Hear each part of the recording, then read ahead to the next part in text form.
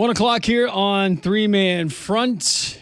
College football bubble bath. Demetri Ravanos going to be joining us momentarily. It has been a very busy show, as it typically is on Thursdays. Rodney Orr of Tiger Insider in the 11 o'clock hour.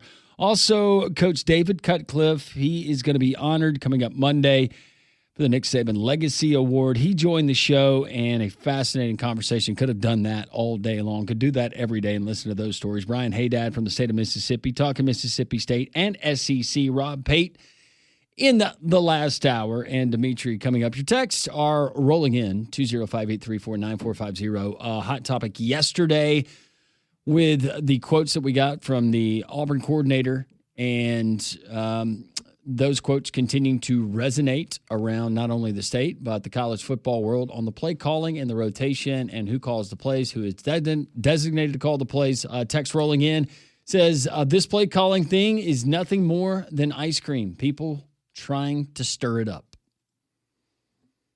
All right.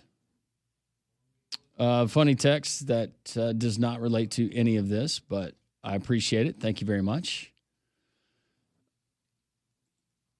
Yeah, somebody going back to the expansion of the college football playoff, and me throwing it out there tongue in cheek. Let's just let everybody go to bowl games. Would that satisfy everybody?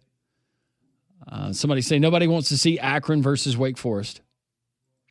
I don't know. It depends. Are you in the hole to the man, so to speak? You're always looking for opportunities, right, Pat? Not you specifically, but people that we know, they're looking for opportunities. Investment opportunities, yes. That's why during the pandemic, some people gravitated to Chechnyan darts. Or Korean baseball. I actually watched Korean baseball. I get up and watch about 3:30 in the morning. Get up and watch Tom Hart. Yep. Do games from his basement. The Monkeys was my team. Yeah. I can't remember where they were from. And then someone saying, which of the three offensive coordinators called the play that made Hugh Freeze throw his visor? Maybe it was himself. It could have been. Yeah. Was he mad at himself? Yeah, I can't believe I made that call. Dang it. All right, we've got a special guest. He is very special. In more ways than one. Mm-hmm. From SEC Unfiltered, college football bubble bath. I'm not sure if he's in the bubble bath now or he's dry. I'm not sure. Are you? I am fully dry, pacing back and forth on my front porch. How's the weather today in the wonderful state of North Carolina? Literally, I usually talk to you boys on my back deck, and literally it just started storming. So I came underneath the covered area. Oh, okay. Well, it's just about 120% of humidity down here in Birmingham right now. You remember the Alabama weather, Demetri? Of course, nothing better than feeling like you're walking into someone's house. Lets me know I'm at home. Yes, very much so. Before we talk a little football, I was watching a podcast that you were on, and you guys had some interesting things I think you guys were talking about Howard Stern, and you were talking about some other things. But I wanted to get your thoughts on last night's New Heights podcast with the Kelseys and Taylor Swift. Did you watch it? And if so, what were your impressions? I've seen the clips probably just like everybody else. With all due respect to the money in their bank account, I don't think the Kelseys are very good at this. Like, it's hard for me to get through an episode, but Taylor's Taylor. She knows how to act in front of a camera and on a microphone. She's really good at it and raised the profile of that show a little bit. Okay. So you give it high marks in regards to obviously her stardom and her communication level. That was what carried it last night. Yeah, I mean, regardless of what you think of her as a musical talent, like, she's good. She's an entertaining person. And so, yeah, of course, it's hard to strike out with someone like that on the show. If they do get married, as far as celebrity weddings, I think of Jay-Z and Beyonce. That was pretty big, right? Yeah. There's been countless others, but where would this rank as far as just how big she is? And he's kind of a pretty big deal in the NFL. Yeah, I think, though, that without her, his star power is limited. However, you hit on it, Landrum. Her star power is so through the roof that you still have to think, like, it's above. So it's not Jay-Z, Beyonce, but it is above Lyle Lovett, Julia Roberts. Man, I completely forgot that they were married. Yes, they were. And it was like, Julia, what are you doing? Yeah, I forgot about that. Yeah, I mean, look, it's going to be a huge deal. Whenever Taylor Swift gets married or has a kid, the E! Network, Entertainment Tonight, et cetera, they will all shut down for the day to go full coverage on that. Man, that's a blast from the past. Completely forgot about those two. Yeah. Oh, hi, hair. Yeah. I love it. All right. I'm a big Lyle Lovett fan. Yeah. So before we get to the football, and I mentioned it because I know you've been discussing it before. So what do you think's next for Howard Stern? Because apparently he's being let go or not renewed by SiriusXM.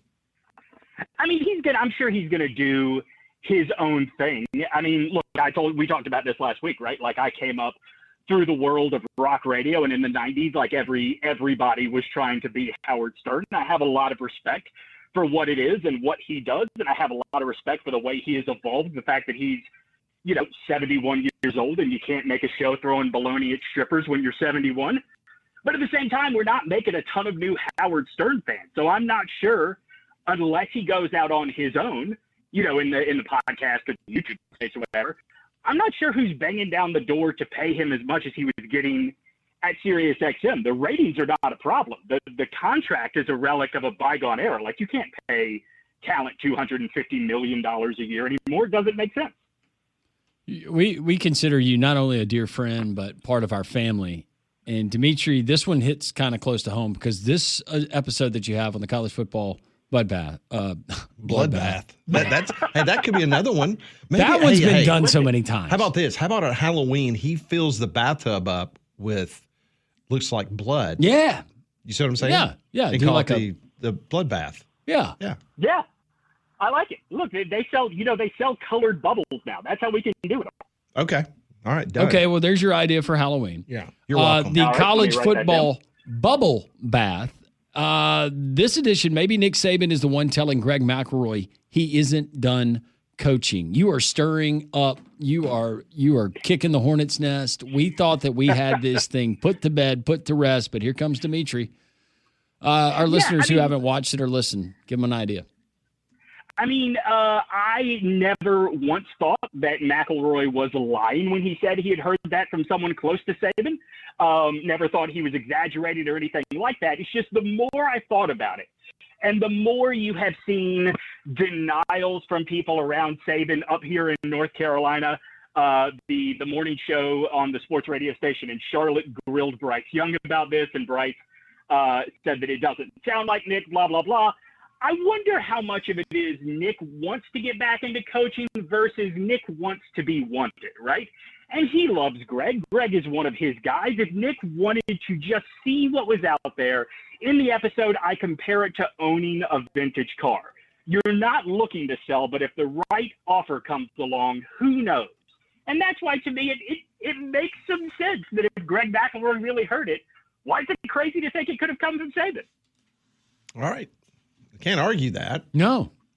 Just like everybody was poo-pooing the idea back when Texas was kicking the tires on Saban. I mean, because we were covering that on a daily basis on Feinbaum. And the stuff that we're being told behind the scenes, that there's some legitimacy to that. What Demetri's saying to me is it's very plausible. Absolutely. Not saying that we're speculating. Yeah, it's not probable, but it's plausible. Right. Yeah, it's incredibly plausible. Like, I think that Nick probably looks at, who has won the last couple of national championships, who was in the national championship game last year, right? Ryan Day, who was on the verge of a fan revolt, Marcus Freeman, who in the last 3 years has lost to both Marshall and Northern Illinois. Like, you got to think he thinks he could still operate at the top of this sport. I'm sure Miss Terry is done with being a coach's wife, but if the right money came along, who's to say he couldn't talk her into it? Yeah, the only argument with that, though, Demetri, not being ornery towards you, but just that argument, he's got plenty of money. Of course. I mean, it's not like he's trying to, come up with enough money to buy a really nice place in Jupiter, Florida, or to buy a Mercedes-Benz dealership. But to that point, Howard Stern at 71 has got plenty of more, I think more money than Nick Saban has, but is it a drug for some of these guys, like a drug where you experience that level of success, being at the top of your profession, being wanted? Maybe there is something to that, and having that feeling again. The Elon Musk, it's not like he stopped trying to do business deals with the government, right? True. Like, he's got more money than anyone has ever had before, and he's not done making money. I don't think Nick Saban is like that level of craven about wanting to make money, but I do think that, you talk about a drug. I think the drug for these guys is competition, and the money, the dollar figure, the paycheck is the excuse to not give it up. Good point. So are you excited with the start of the college football season like we are? Are you counting down the hours? You ready to go? Farmageddon there in Dublin? Very excited. Here in Raleigh every year we do the Sports Podcast Festival, which will happen on the Saturday of week 0. But it's not just that. Like, we are trying to put together, well, where are we all going to watch Farmageddon? And as soon as the show is over, where are we all going to go to watch Stanford and Hawaii? Yeah, man, I'm dead. Hey, final question, and we were talking about this a little bit earlier, and I'm sure you saw this last night. It was starting to break all over the place, that Oklahoma is offering a fan the opportunity to purchase the opportunity to go to a post-game press conference against Michigan for a low price of $692.11. What's your take on that? I mean, if I'm a fan, I better be assured they are going to win. Because if I've just shelled out $700 and now Brent Venables has to hear me complain about it, he's definitely know it too. Well, Demetri, listen, I know you're in a storm right now in Raleigh. Always appreciate you carving out a couple minutes for us, and we'll talk to you again soon. Boys, looking forward to it. By the way, have you had me on your mind this week? You have my old podcast partner, Tyler McComas, on. You have my old buddy, David Cutcliffe, on. This feels like a Demetri reunion. You're always on our mind. Yeah, all the time. What are you talking about? Every time I run the bath, I'm like, Listen, I'm not going to lie to you. I figured. I just wanted to hear you boys say it out loud. Yeah. Yes, absolutely. No, I mean, with you being on the same show as David Cutcliffe and McComas, we're trying to take McComas under our wings. He hung out with us. He shadowed us in Atlanta at SEC Media Days. I mean, we're trying to get some of those bad habits that you put on him. We're trying to get him right. Sure. Yeah. Sure. Tyler and I are polar opposite kinds of college football fans, where he wanted to do deep breakdowns of everybody's too deep, and I wanted to compare college football coaches to Disney World rides, and somehow we put a show together out of it. Listen, it was good too. There's a lot of days that I would rather go down the road that you preferred to go down. Yeah, I'm always that's how I like college football. It's lean into the stupid. All right, Demetri, we'll enjoy the rest of your afternoon, and we'll talk to you soon. All right, boys. Talk to you soon. See ya. That's Demetri Ravanos. Join us on the Higginbotham Hotline. Our guests deserve solutions that are built for you, so Higginbotham is your one-source solution for insurance, financial, and HR services. More of your text. We also have questions from Pat that we try to answer. You don't want to miss that. Pat Potter's on the way. 3-man front on this Thursday on Jocks.